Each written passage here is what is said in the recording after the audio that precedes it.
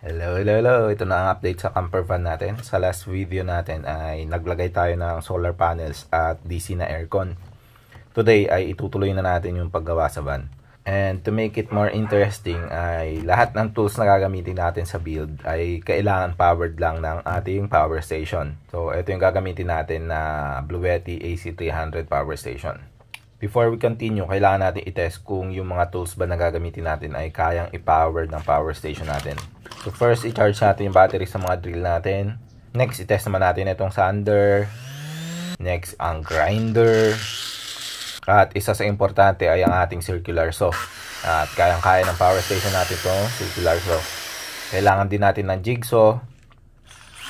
At syempre, baka kailanganin din natin ang welder. So, try natin. Ngayon, alam na natin na kayang i-power ng power station natin yung mga tools natin. So, pwede na tayong mag-start. Now, before tayo may gawin sa van, especially yung flooring natin, ay kailangan natin i-make sure na okay yung body mounts natin. Kasi yung body mounts ay mahirap na yan i-access pag naglatag na tayo ng flooring. So, yun muna ang gagawin natin. Tatanggalin natin yung gulong kasi nung trinay natin tanggalin yung front body mount natin, ay ito ang nangyari. Oops. Kaya importante talaga na mapalitan ito kasi kinakalawang na talaga yung mga bolts na nag-hold sa body ng van natin sa frame. Ang problema, kahit putol na yung taas na part, ay hindi pa rin matanggal yung naputol na part niya. Kahit hilain pababa ay ayaw matanggal. So, bumili tayo ng bagong tool natin. Ayan, may reciprocating saw na tayo. Gagamitin natin ito para maputol natin yung natirang bolt. Medyo natagalan sa pagputol pero natanggalin natin. Isang body mount pa to, may dalawa pa sa likod. At ayan, talagang kailangan ng palitan to. Kinakalawang na. Yung sa kabilang side, ganun din. Puro kalawang din. At dahil kinakalawang na yung bolt head, hindi nakakapit yung wrench socket dyan. Kaya kailangan natin mag-weld ng bolt sa taas niya para may makapitan tayo. Ang problema lang talaga ay manipis na yung bolt. Kaya pag ikot natin ay naputol din yung bolt. Kahit pinainitan na natin yung bolt, naputol talaga siya. Sa kabilang side naman, let's make sure na mainit talaga natin, buti hindi siya naputol. Kahit super nipis na rin yung natira. Grabe.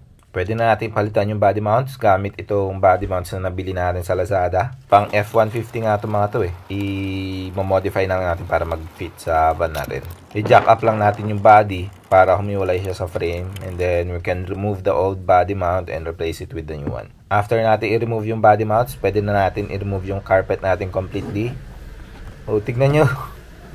May nag-iwan ng kinakalawang na screws dito sa ilalim ng carpet. Grabe. Tanggalin na din natin itong mga side panels kasi papalitan natin ito ng mga plywood na lang para mas magaan. Tingnan nyo dito. Naalala ko nung bata ako. Favorite ko to. At after natin tanggalin lahat ng carpet at upuan, ito na siya. Ang dumi sa loob. So, lilinisan natin ito. May mga metal plates pa na naka-rivet dito. Dito nakakabit yung dating mga bench seat. Pero tinanggalan natin yun. Hindi na natin kailangan. So tatanggalin na rin natin to para makabawas sa bigat ng van. At after natin linisan yung floor, pininturahan ko yung may mga kalawang para hindi nakalawangan ulit. And after ay nilagyan na rin natin ng mga sound deadener para mabawasan yung cabin noise. Next ay flooring na. Gagamitin natin yung old matting natin as template para sa flooring natin. Ipatong lang natin sa plywood natin. Markahan natin. At pwede na natin i-cut. At eto na. After natin ilatag sa floor ng van natin. Nakafix yan sa floor using bolts ng mga previous na upuan. Tapos ginamitan ko rin ng no-nail glue para sure na dumikit yung flooring natin. Kasi dyan tayo magkakabit sa floor ng mga kailangan natin ilagay sa loob. Next sa agenda ay tanggalin natin itong part ng rear aircon.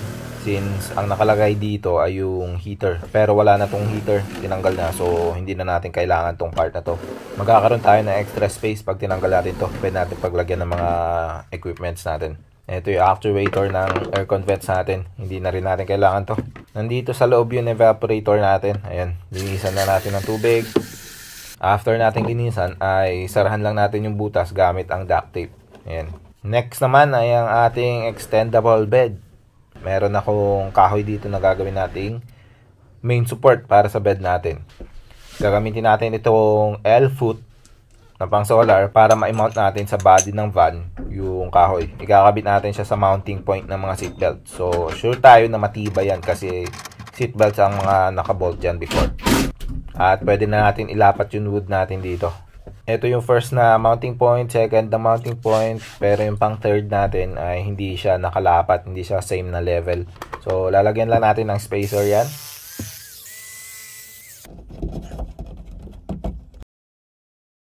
So, hindi na tayo nakapag-record ng ilang araw, pero ito na ang nagawa natin. May frame na yung bed natin, itutuloy na lang natin para malagyan natin ng mga slots. Magputol lang muna tayo ng mga kahoy at ganito ang mangyayari sa bed natin.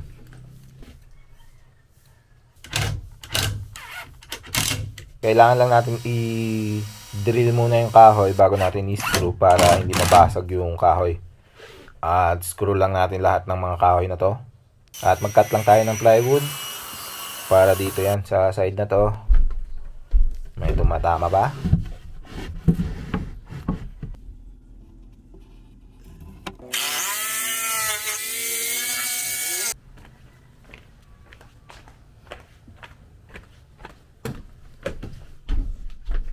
Natin. Ayan, pwede na. I-router lang natin yung mga edges niya para hindi masyadong sharp. Delikado yan sa loob ng sasakyan kapag super sharp. Kaya, ayan. At ganito na siya ngayon. Next, maglagay tayo ng mga waterproofing paint sa flooring natin.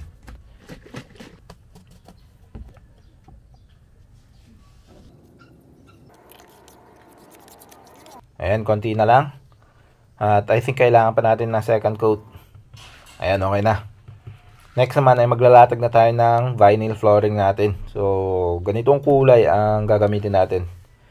Try din natin itong nabili ko sa Lazada. Tignan natin kung effective para pangmarka natin sa center point ng van. Para straight naman yung floor natin.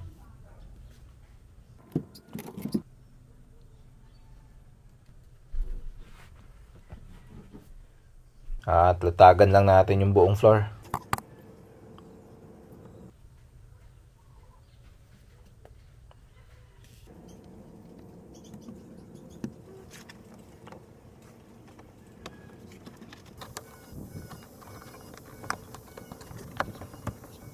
Ayan, konti na lang.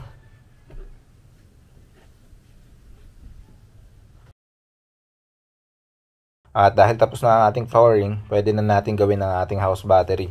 Kailangan lang natin mag-decide kung saan ba ang pinaka-optimal na lugar na paglalagyan natin. Balak ko dati ilagay sa taas ng wheel wells kaso mabibitin tayo sa dulo. So sa tingin ko dito ang pinakamagandang lugar. Sakto siya pag in-stack natin ng pataas. Ang ganito. Tapos dito natin siya ilalagay.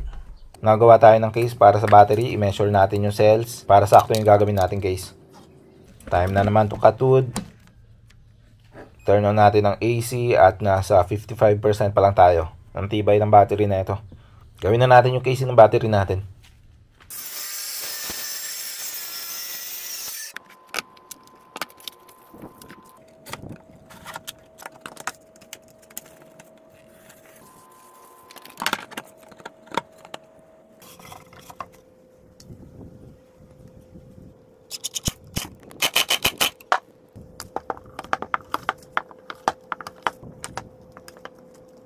Ayos, konti na lang. Next ay BMS naman. Ito ang gagamitin natin. Yung Dali 12 volt 500 amps na smart BMS. Tignan nyo kung gaano kalaki to. Napakalaki. Dito siguro natin siya ilalagay.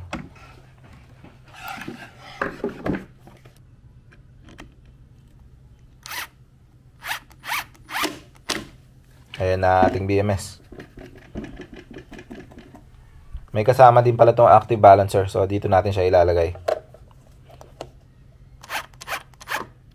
Ang okay dito sa BMS na gagamitin natin ay naka-splice na yung connector nung BMS at ng active balancer. So, isasalpak mo na lang yung connectors nila. Tapos, ikakabit mo na lang ito sa cells.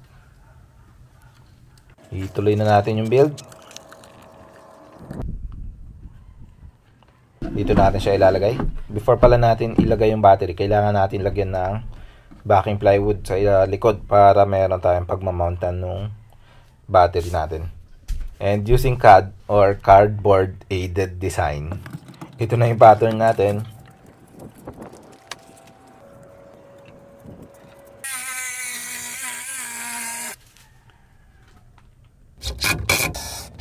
Nice, saktong sakto.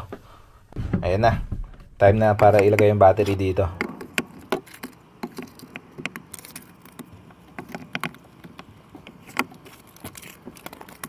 Yung bubuing battery natin, ang gamit nating sets ay 280 amp hour ang isa. Meron tayong 12 pieces. Isa-set up natin ito ng 3P4S. So nakaparallel tayo ng tatlong cells at naka-series ng 4 para 12 volts.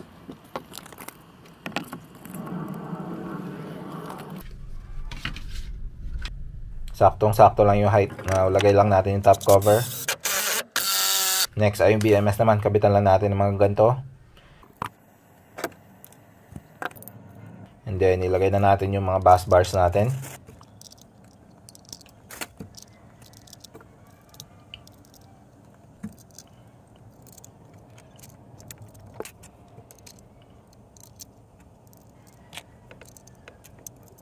Naubusan tayo ng bus bar, so iba na yung gagamitin natin bus bars dito sa dulo. Okay lang, bibili na lang ulit tayo ng bus bar para pare-pareho yung gagamitin natin bus bar. Ayan, nalagay na natin yung mga bus bars. Check lang natin kung tama yung voltage natin. 12.9 volts. Ayos na. Next, kabit na natin yung BMS.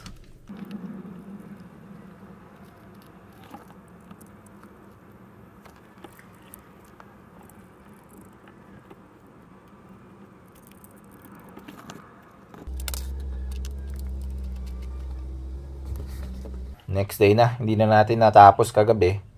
Tuloy na lang natin yung wiring natin.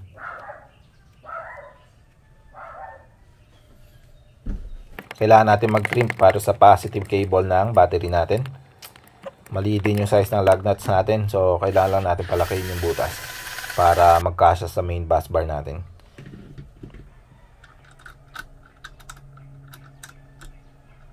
Ayan, okay na. At dahil malaki yung bus bar natin, ay pag may ikakabit tayo na maliliit na lugs, ay hindi natin may kabit. So kailangan natin palitan yung isang terminal post dito para pwede tayo magkabit ng mga mas maliliit na lugs para sa maliliit na load natin. Ayan na yung bus bar natin. Kabit lang natin yung negative terminal ng battery.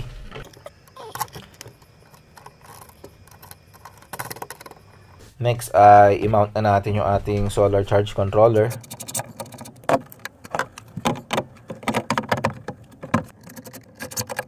Ayan, hindi nagagalaw yan. So, sakto yung kahoy dito kasi ito yung part ng nag-slide sa bed natin.